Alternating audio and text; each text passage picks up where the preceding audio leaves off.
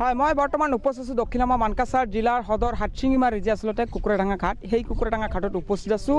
আৰু মাজুলীৰ যি নিমাতী ঘাটত দুৰ্ঘটনা পতিত হৈছিলে ফেৰী, তাৰ পিছত ফেৰী কৰ্তৃপক্ষই কেনেধৰণৰ ব্যৱস্থা গ্ৰহণ কৰিছে, যিহেতু দক্ষিণামৰ মানকাছাৰ জিলাৰ পৰা ধুবুৰীলৈ যাওঁতে প্ৰায় 5 ঘণ্টা সময় লাগে ফেৰীত, আৰু সেই ফেৰীত কেনেধৰণৰ ব্যৱস্থাই গ্ৰহণ কৰিছে ফেৰী কৰ্তৃপক্ষ বা অসম চৰকাৰে, তাৰ দৃশ্যটো দেখুৱাইছোঁ বৰ্তমান প্ৰাগ নিউজৰ দৰ্শকক পোনপটীয়া সম্প্ৰচাৰ যোগে।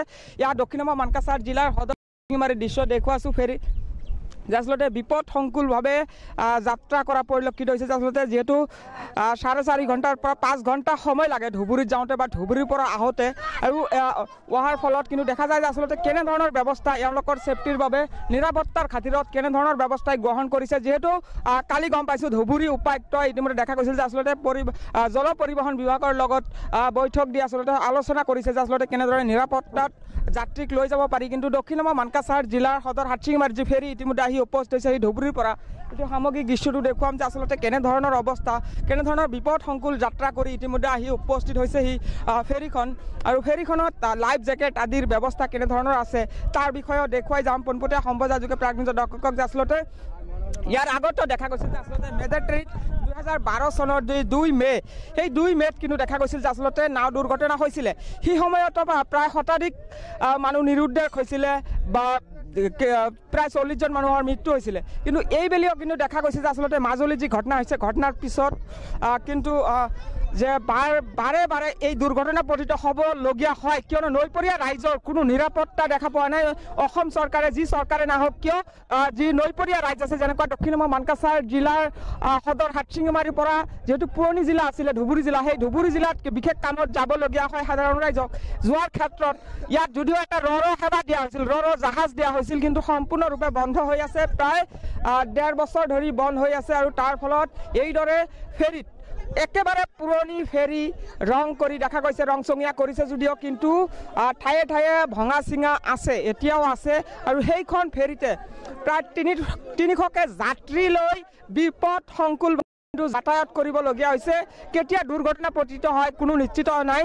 আৰু তাৰ পিছতো যি জল পৰিবহণ বিভাগৰ ফালৰ পৰা কোনো ধৰণৰ ব্যৱস্থা গ্ৰহণ কৰা কিন্তু পৰিলক্ষিত নহয়, চোৱা চিতা কৰা পৰিলক্ষিত নহয়, বা সেই ফেৰীসমূহত যিমান যাত্ৰী ল'ব পাৰে সিমান লাইফ জেকেটৰ ব্যৱস্থা আছেনে নাই, এওঁলোকৰ ছেফটিৰ কিবা ব্যৱস্থা আছেনে নাই, সুৰক্ষিত থকাৰ বাবে যি ধৰণৰ ব্যৱস্থা গ্ৰহণ কৰিব লাগিছিল তেনেকুৱা কিন্তু কোনো ধৰণৰ ব্যৱস্থাই পৰিলক্ষিত হোৱা নাই। আৰু তাৰে সামগ্ৰিক দৃশ্যটো দেখুৱাইছোঁ বৰ্তমান প্ৰাগ নিউজৰ দৰ্শকক যে আচলতে বিপদসংকুল যাত্ৰা কৰি পোনে পোনে আহি পাইছে সেই হাটশিঙিমাৰী, যি ধুবুৰীৰ পৰা ফেৰী দৈনিক ফেৰী যাতায়াত কৰে। সেই ফেৰী মই একাংশ যাত্ৰী আছে, যাত্ৰীৰ লগত কথা পাতিম, কিন্তু ভিডিঅ' জাৰ্নেলিষ্টে সামগ্ৰিক দৃশ্যটো দেখুৱাই যাব যে আচলতে পুৰণি ফেৰীসমূহ কিন্তু দেখা যায় যে আচলতে এওঁলোক কালাৰ কৰে, ঠায়ে ঠায়ে ফুটা আছে, ফুটাবিলাক যদি দেখুৱাব পাৰে দেখুৱালে অনুদান যে আচলতে এইসকলৰ ক্ষেত্ৰত যিকোনো মুহূৰ্তত বিপদ আহিব পাৰে ফেৰী যাত্ৰীৰ মাজত। আৰু সেই ক্ষেত্ৰত ফেৰী কৰ্তৃপক্ষৰ পৰা কেনে ব্যৱস্থা কিন্তু দেখা গৈছে, আচলতে ব্যৱস্থা লোৱা পৰিলক্ষিত হোৱা নাই। তাৰে সামগ্ৰিক দৃশ্যটো পোনপটীয়া সম্প্ৰচাৰ যোগে প্ৰাগ নিউজৰ দৰ্শকক দেখুৱাইছে যে আচলতে বিপদসংকুল যাত্ৰা কৰি 4-5 ঘণ্টা সময় যাত্ৰা কৰিহে আহি পায় দক্ষিণামৰ মানকাছাৰ জিলা, বা দক্ষিণামৰ মানকাছাৰ জিলাৰ পৰা দৈনিক ধুবুৰী জিলালৈ যাবলগীয়া হয়। বিশেষকৈ ক'ব লাগিব সুকচৰ, শালমাৰা আদি অঞ্চলৰ বেংকসমূহ, যেহেতু ডিজিটেল ইণ্ডিয়াৰ কথা কৈছে, বেংকসমূহ এতিয়া ধুবুৰীত আছে, তাৰ বাবে ধুবুৰীৰ লগত যাতায়াত এই যাতায়াতৰ ব্যৱস্থাটো আচলতে সুচল কৰিব লাগিছিল বা সেৱা দিব লাগিছিল গোটেইকেইটা ঘাটত। কিন্তু দক্ষিণামৰ মানকাছাৰ জিলাৰ সদৰ হাটশিঙিমাৰী ঘাটত যদিও সেৱা দিয়া হৈছে, প্ৰায় 2 বছৰ ধৰি বন্ধ হৈ আছে। আৰু এইদৰে ভঙা চিঙা ফেৰীৰে কিন্তু বিপদসংকুল যাত্ৰা কৰিছে দক্ষিণামৰ মানকাছাৰ জিলাবাসী। আপুনি কি ক'ব, এই যাত্ৰা কৰোঁতে প্ৰায় 5 ঘণ্টা সময় লাগে, কেনেধৰণৰ ভয় শংকা? না ধৰক এতিয়া আমাৰ মাজুলী যি ঘটনাখন ইতিমধ্যে হৈ গ'ল সেইখিনি আমি চালোঁ, আৰু মানে এইখিনি ফেৰীতে আমি যোৱাটো মানে ভয়ংকৰ কথা হ'ব পাৰে। ইতিমধ্যে মানে হঠাৎকৈ কিবা এটা ইমান ডাঙৰ পানী হৈ আছে, এতিয়া মানে বৰষাৰ দিন হৈ আছে, ক'ত কিবা হৈ যাব, ইমান মানুহ অহা যোৱা কৰাত আমাৰ খুব অসুবিধা হয়। গতিকে চৰকাৰে যদি ইহঁতৰ মানে আমাৰ ৰাইজৰ ফালে চাই ভাল এটা মানে ফেৰীৰে যাতায়াত কৰাবৰ কাৰণে সুবিধা দিলেহেঁতেন তেনেহ'লে। নাই এতিয়াতো আমাৰ হাটশিঙিমাৰীতো জাহাজ নাই। এটা জাহাজ আমি কেইদিনমান আগতে শুনিছিলোঁ যে ধুবুৰীৰ পৰা ফকীৰগঞ্জলৈকে দিছে, কিন্তু সেইখিনি জাহাজো এতিয়া আমি শুনি আছোঁ মানে বন্ধ হৈ আছে। এতিয়া মানে সিহঁতৰ ফকীৰগঞ্জৰ পৰা ধুবুৰী যিটো চলাচল কৰি আছে সেইখিনি এতিয়া মানে বন্ধ হৈ আছে।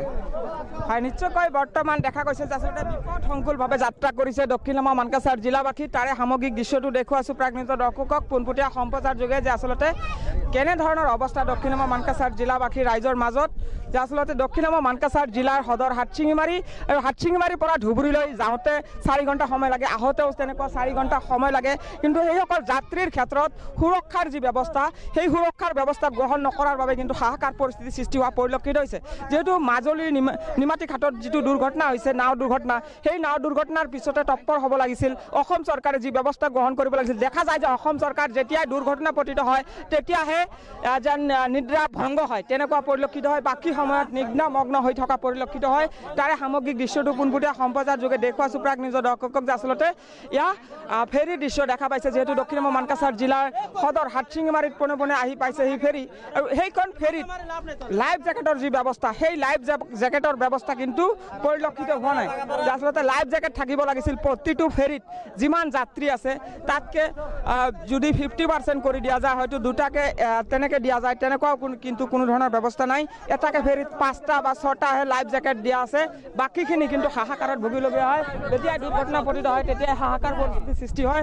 তাৰ সামগ্ৰিক দৃশ্যটো পোনপটীয়া সম্প্ৰচাৰ যোগে প্ৰাক নিজৰ দৰ্শকক দেখুৱাইছোঁ। মই আৰু একাংশ যাত্ৰী আছে, যাত্ৰীৰ লগত কথা পাতিম যে আচলতে কি ক'ব, কেনেধৰণৰ সুবিধা ভাল আছে মানে যাত্ৰা যদিও ভালৰ কথা কৈছে, কিন্তু শংকা আছে এওঁলোকৰ মাজত যে আচলতে যি মাজুলীৰ যি ঘটনা, সেই দুৰ্ঘটনাৰ পিছত কিন্তু দেখা যায় যে আচলতে সকলোৰে মাজত ভয় বা আতংক দেখা দিয়া পৰিলক্ষিত হয়। কিন্তু যিটো লাইফ জেকেটৰ ব্যৱস্থা, লাইফ ছেফটি, এওঁলোকৰ যি সুৰক্ষা, সেই সুৰক্ষাৰ খাতিৰত কিন্তু নাও কৰ্তৃপক্ষই যি ব্যৱস্থা গ্ৰহণ কৰিব লাগিছিল তেনেকুৱা কিন্তু কোনো ধৰণৰ ব্যৱস্থা গ্ৰহণ কৰা পৰিলক্ষিত হোৱা নাই। তাৰে সামগ্ৰিক দৃশ্যটো দেখুৱাইছোঁ প্ৰাক নিজৰ দৰ্শকক পোনপটীয়া সম্প্ৰচাৰ যোগে। ইয়াত দক্ষিণামা মানকাছাৰ জিলাৰ সদৰ হাটশিঙিমাৰীৰ দৃশ্য। হাটশিঙিমাৰীৰ যি কুকুৰাডাঙা ঘাট আছে, সেই কুকুৰাডাঙা ঘাটত কিন্তু ইতিমধ্যে ধুবুৰীৰ পৰা ফেৰী আহি উপস্থিত হৈছে। ফেৰীৰ পৰা যাত্ৰী নামি আছে, তাৰে সামগ্ৰিক দৃশ্যটো দেখুৱাইছোঁ আৰু কিছুমান যাত্ৰীৰ পৰা কথা পাতিবলৈ চেষ্টা কৰিম। আচলতে যাত্ৰীসকল নামাৰ ফলত কেনেধৰণৰ সমস্যাৰ সন্মুখীন হয় বা এওঁলোকৰ ধুবুৰীৰ পৰা ইয়াত আহোঁতে কিমান সময় লাগে।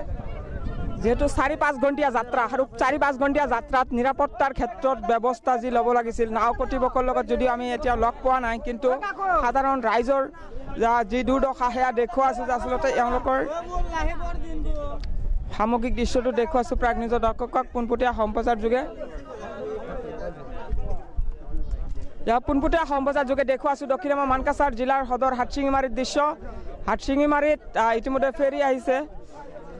ফেৰীলৈ অহাৰ সময়ত যি ফেৰীত এওঁলোকৰ বাবে লাইফ জেকেট বা লাইফ বয় তেনেকুৱা যে ব্যৱস্থা থাকিব লাগিছিল নিৰাপত্তাৰ খাতিৰত, তেনেকুৱা কিন্তু কোনো ধৰণৰ ব্যৱস্থাই দেখা পোৱা নাই। মই আৰু কেইজনমান যাত্ৰী আছে, যাত্ৰীৰ লগত কথা পাতিম, কিন্তু যাত্ৰীবিলাক যিহেতু ভিৰ নামি আহিলে প্ৰাক নিজৰ দৰ্শকক জনাম যে আচলতে কেনেধৰণৰ দুৰ্দশাত দক্ষিণামা মানকাছাৰ জিলাবাসী, যিহেতু দক্ষিণামা মানকাছাৰ জিলাৰ পৰা ধুবুৰীলৈ যোৱাৰ একমাত্ৰ ফেৰীত অহা যোৱাত কেনেধৰণৰ অসুবিধাৰ সন্মুখীন হয়। অসুবিধা লাইফ জেকেট নাথাকে। লাইফ জেকেট কেইটা আছে? এটা কি 2টা আছে, আৰু কি ইমান মানুহ আছে? 300 মানুহ আহিছে। 300 মানুহ নহ'ব দেই, সেইটো মিছা কথা। 200 মান, 150 মান বা 100 মান। যাতায়াতৰ ক্ষেত্ৰত 4 ঘণ্টা সময় লাগে। জল পৰিবহণ বিভাগে চোৱা চিতা কৰিব লাগিছিল। নাওবিলাক দেখা গৈছে ঠাই ঠাই ফুটা হৈছে, সেইবিলাক কৰা নাই, সিহঁতে চেক কৰিব লাগিছিল, কিন্তু কৰা নাই। হয়, নিশ্চয়কৈ অসম চৰকাৰ যেতিয়া দুৰ্ঘটনা পতিত হয় তেতিয়াহে নিদ্ৰা ভংগ হয় এওঁলোকৰ, আৰু তাৰ পিছতে চোৱা চিতা আৰম্ভ কৰে। কিন্তু দক্ষিণামা মানকাছাৰ জিলাৰ বিশেষকৈ ক'ব লাগিব, দক্ষিণামা মানকাছাৰ জিলা প্ৰশাসনৰ ফালৰ পৰা কিন্তু এতিয়ালৈকে তেনেকুৱা চোৱা চিতাৰ কোনো ধৰণৰ ব্যৱস্থাই গ্ৰহণ কৰা পৰিলক্ষিত হোৱা নাই। তাৰ বাবে এইদৰে ফেৰী চলাচল কৰিছে, আৰু ফেৰী চলাচলৰ ক্ষেত্ৰত যেনে ধৰণৰ লাইফ জেকেটৰ ব্যৱস্থা কৰিব লাগিছিল তেনেকুৱা কিন্তু কোনো ধৰণৰ ব্যৱস্থাই গ্ৰহণ কৰা পৰিলক্ষিত হোৱা নাই। তাৰ ফলত হাহাকাৰ পৰিস্থিতিৰ সৃষ্টি হৈছে যাত্ৰীৰ মাজত, আৰু সেইসকল যাত্ৰীৰ নিৰাপত্তাৰ খাতিৰত অসম চৰকাৰে কেনেধৰণৰ ব্যৱস্থাই গ্ৰহণ কৰে সেয়া কিন্তু পৰৱৰ্তী সময়ত নিশ্চয় লক্ষণীয় হ'ব।